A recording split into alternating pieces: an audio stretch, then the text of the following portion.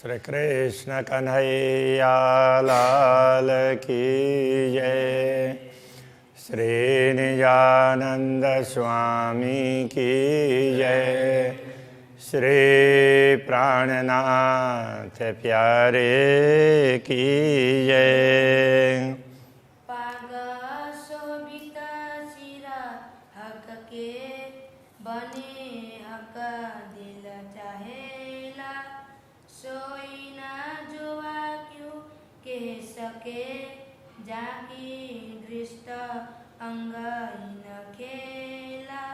जाकी दृष्ट अंग इन खेला।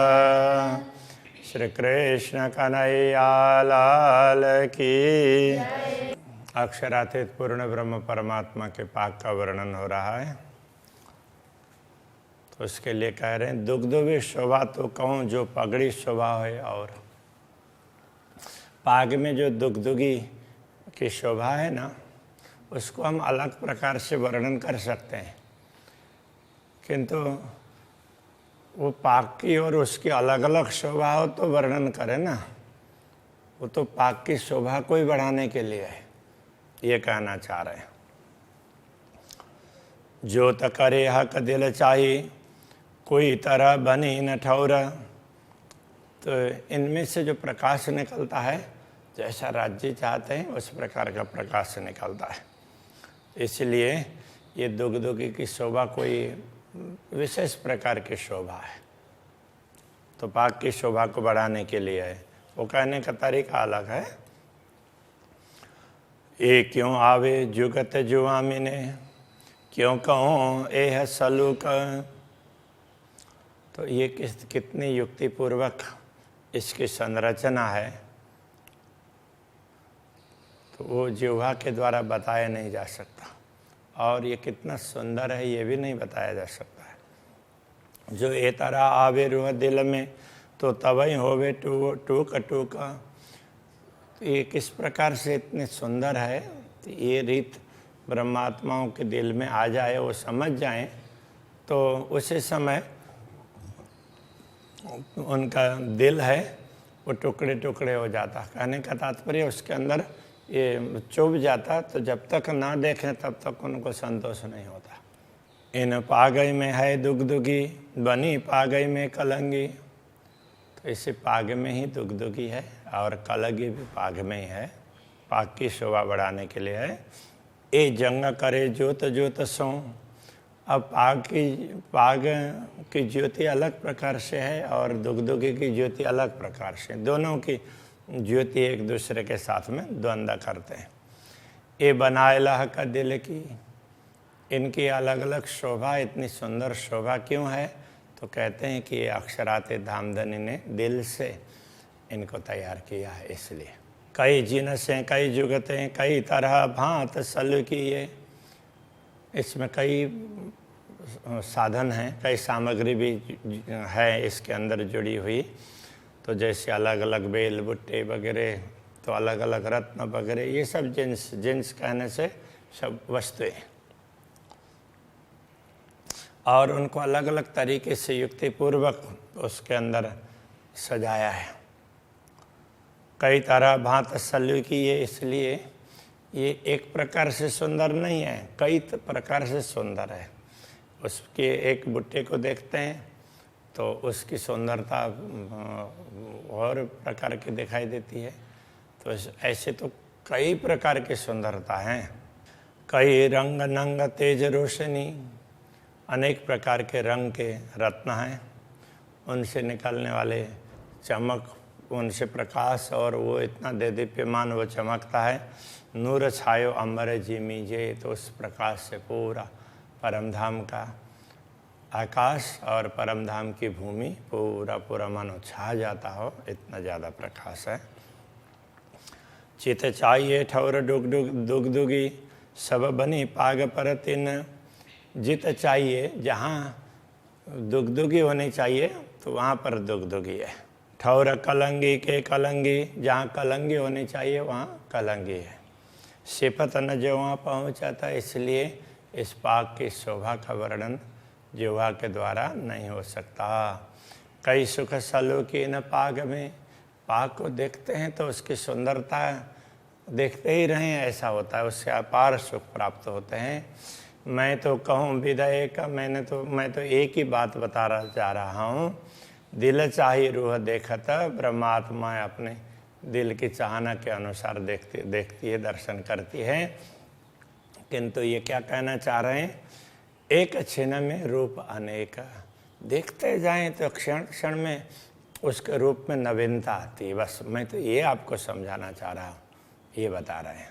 ना कछु खोली ना फेर बांधी, इन पागई में कई गुण।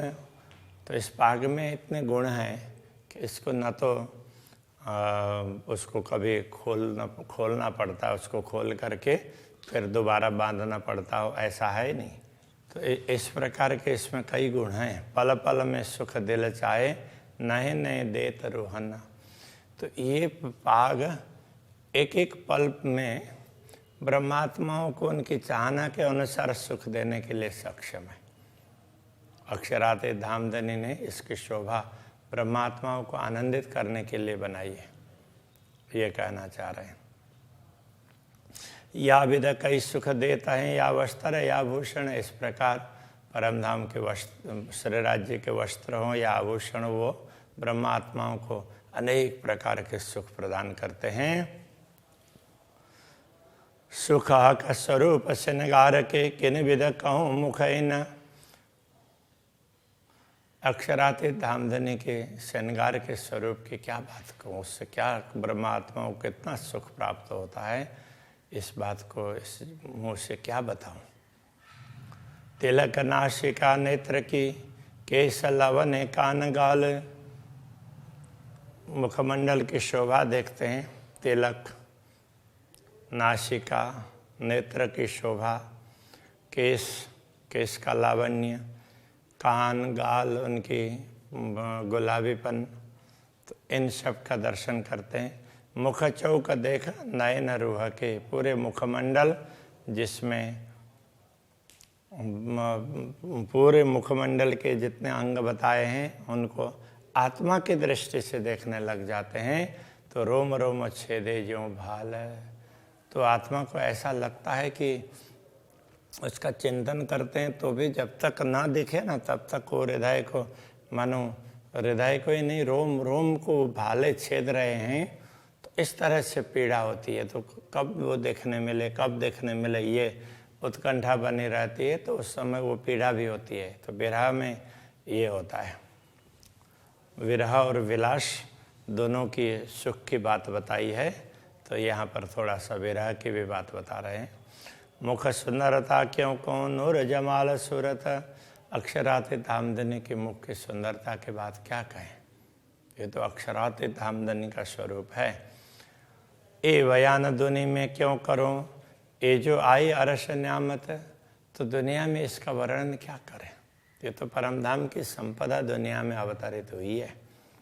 और ये बार बार चुभने की बात कर रहे हैं ना, तो इतनी चाहना रखने से, इतना प्रयत्न करने के बाद में उनको देखे हैं, इसके लिए तो प्राणनाथ जी ने कितना तप किया होगा। तो सदगुरु को बोलते हैं कि मेरे अंदर क्या कमी है, आप वो बता दीजिए। तो उनको ये लगता है कि सदगुरु को दिखता है और मुझे क्यों नहीं दिखता है। तो उन्होंने खाना पीना सब छोड़ा और मन कहाँ जाता है ये देखा। कितना, ये एक दिन दो दिन की बात नहीं है, ये तो महीनों महीनों की बात है। इतने वो तड़पते रहे तब जा कर के दर्शन हुए हैं, इसलिए समझा रहे हैं। ऐसे सीधी सीधी साधारण बात नहीं है। ए मुख देख सुख पाइए, उपजता है अति प्यारा। अक्षरातीत धामधनी के मुखारविंद के दर्शन से बड़ा सुख प्राप्त होता है और अंदर से एक प्रेम प्रकट होता है। देख देख जो देखिए तो रूह पावे करार। तो मुखमंडल के दर्शन करते हुए ब्रह्मात्माएं देखती रहती है। जितनी देखती रहती है उतना उनको शांति मिलती है, उसको तृप्ति मिलती है। अब यहाँ करार कहने से एक प्रकार से शांति भी होती है, तो इसको तृप्ति कह सकते हैं। जो देखूं मुख सलूकी तो चुभ रहे रूह माहे। जब मुखमंडल की सुंदरता को देखते हैं तो ये तो हृदय के अंदर ये अंकित हो जाते हैं। तो वो स्वरूप, तो वो सुंदरता हृदय में अंकित हो जाती है आत्मा के। हाँ, ए सुख मुख अरस का कह ना सके जो आए, तो परमधाम का ये सुख है, इसको इस मूस की जिह्वा के द्वारा बताया नहीं जा सकता। गौर नीलवट रंग उज्ज्वल जाऊं बल बल मुखारविंद, तो श्री राज्य का मुखमंडल है, तो जैसे ललाट है गौर वर्ण का अति उज्ज्वल है, ऐसे मुखारविंद के प्रति बार बार समर्पित होने का मन होता है। ए रस रंग छवि देखिए काढ़त विरहा निकंद, ऐसी सुंदर छवि को रस टपकाने वाले जैसे देखते रहते हैं ना, तो उसमें से रस टपकता हो ऐसा लगता है, देखते ही रहें ऐसा लगता है। ऐसे सुंदर छवि को जब देखने लग जाते हैं, तो अब जब दिखने लग जाए तो उससे विरह तो कहाँ भाग जाता है पता ही नहीं चलता है। जब तक ना देखे तब तक विरह होता है, दिखने लग जाता है तो फिर विरह कहाँ उड़ जाता है पता नहीं चलता। जो मुख शोभा देखिए तो उपजत रूह आराम, इस प्रकार मुखारविंद की शोभा जैसे ही देखते हैं तो आत्मा को बड़ा आराम मिलता है, बड़ी शांति प्राप्त होती है। अभी तक जो व्यथा थी, पीड़ा थी, वो कहाँ भाग जाएगी पता नहीं चलेगा। तो उस समय अपार सुख और एक प्रकार की अलग प्रकार की तृप्ति प्राप्त होती है। आठों पहर आशिका यही मागत है ताम, तो अनुरागिनी आत्माएं होती है तो वो आठों प्रहर यही आहार चाहती है, बस देखते ही रहें, उनको इसी में आनंद आता है। जो गौर रंग देखिए जुआ कहा कहे कमान, तो जब गौर रंग का वर्णन करें तो उसको देखते हैं तो जुआ कहा कहे कमान, तो ये गौर वर्ण अक्षरातीत धामधनी का है। तो उसके लिए मान का तात्पर्य, तो उसका प्रतिमान, उसका दूसरा उदाहरण तो वो कैसे बताएं? दूसरा उदाहरण बता ही नहीं सकते। और कछु न देवे देखाए आगो अर्श शोभान, तो पूर्ण ब्रह्म परमात्मा के दर्शन करते हैं तो उनके समक्ष दूसरा कुछ दिखता ही नहीं है, बस वही दिखते। इसलिए ऐसे हैं करके बोला भी नहीं जा सकता, क्योंकि ऐसी कोई दूसरी वस्तु हो दिखाई दे तब ना।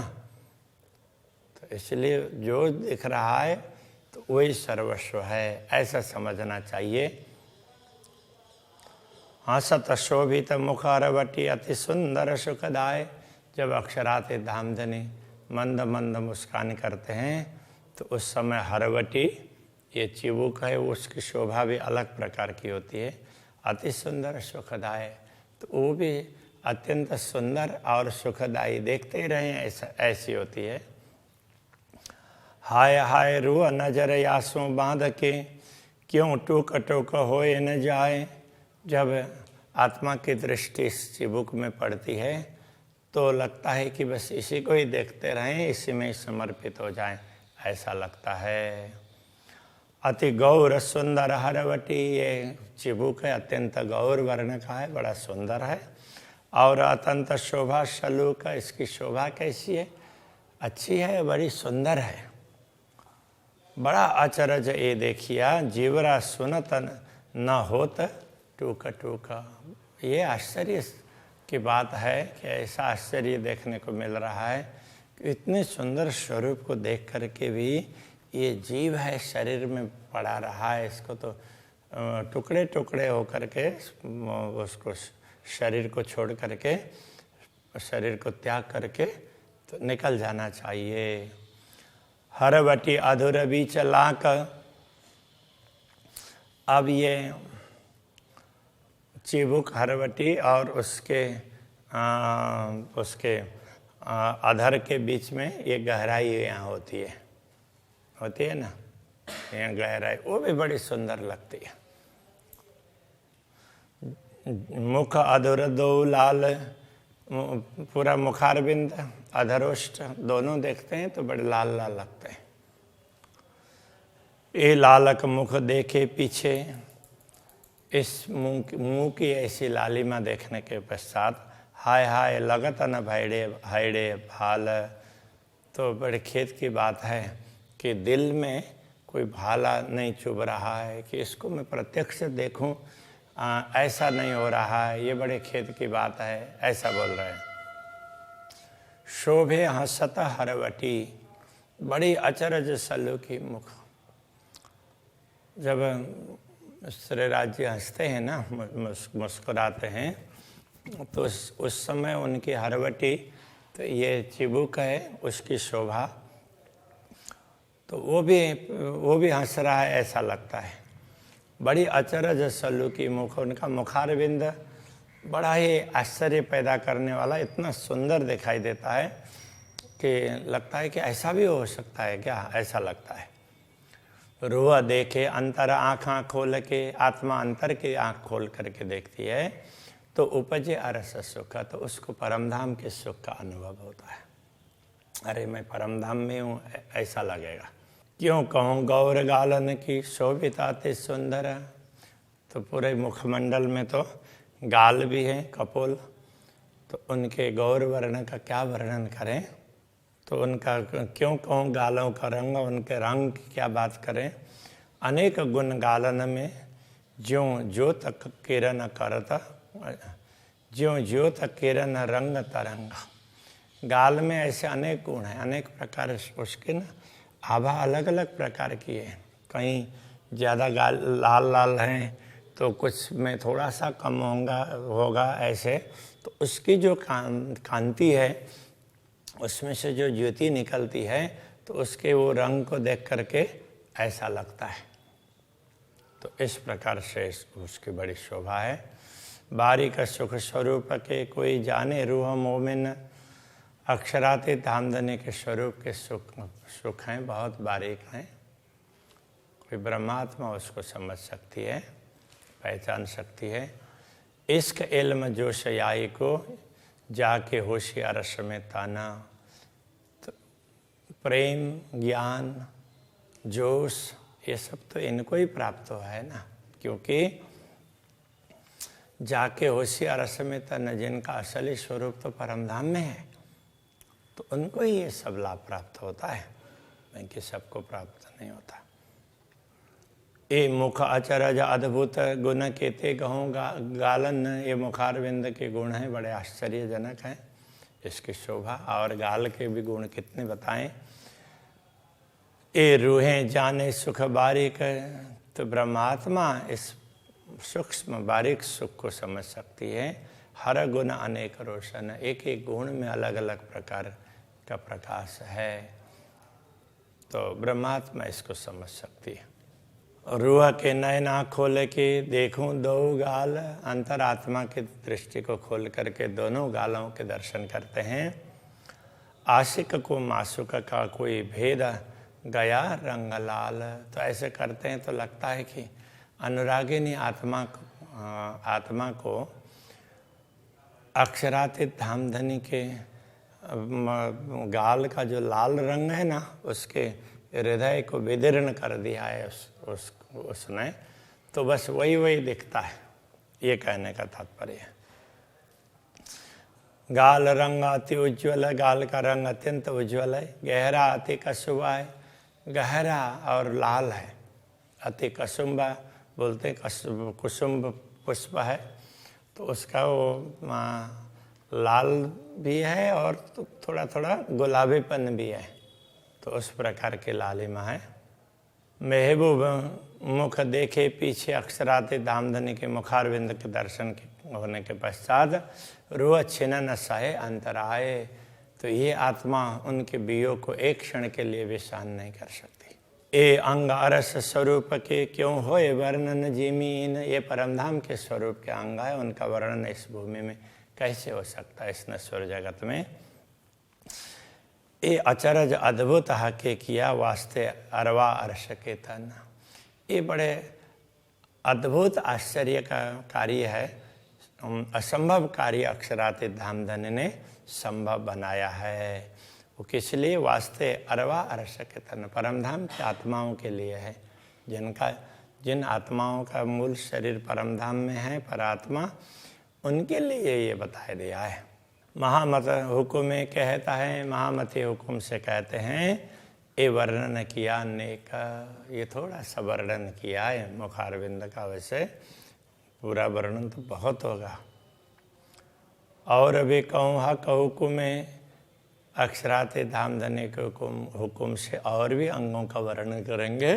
अब होशी सब विवेक, अब सबको ये विवेक प्राप्त होगा, तो सब लोग इसको देख पाएंगे और आनंद का अनुभव करेंगे, सब पहचान पाएंगे। कहने का ये तात्पर्य है कि आज के प्रसंग को यहीं रखते हैं। श्री कृष्ण कन्हैया लाल की जय। अब होशी सब विवेक, अब होशी सब विवेक, महामत हुक्मे कहत है, महामत हुक्मे कहता है, हक वर्णन किया नेक, हक वर्णन किया नेक, और भी कहूँ हक हुक्मे, और भी कहूँ हक हुक्मे, अब होशी सब विवेक, अब होशी सब विवेक, अब होशी सब विवेक, अब